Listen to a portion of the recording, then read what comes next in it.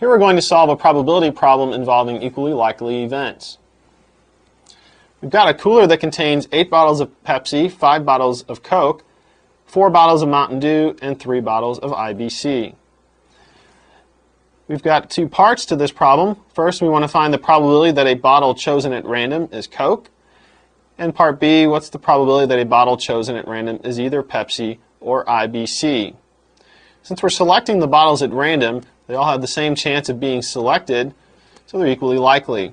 We're going to look at the number of total bottles that we have. We have 8 plus 5 plus 4 plus 3, and that will give us a total of 20 bottles.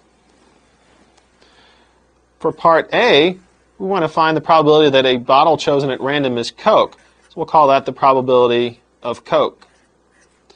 Since they're equally likely, we'll look at the number of Coke bottles that we have in the cooler. We saw that there were 5 bottles of Coke, and there are 20 bottles to choose from. So we have 5 divided by 20, which is 1/4, or we can think of that as a decimal as 0.25. So a bottle chosen at random has exactly a 25% chance of being Coke. For part B, we'd like the probability that a bottle chosen at random is either Pepsi or by IBC. So we want the probability of Pepsi or union IBC.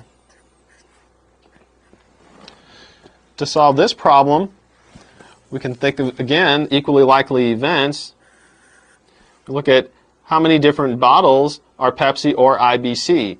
Since they can't be both Pepsi and IBC at the same time, they're mutually exclusive. We just add up the number for Pepsi and the number for IBC.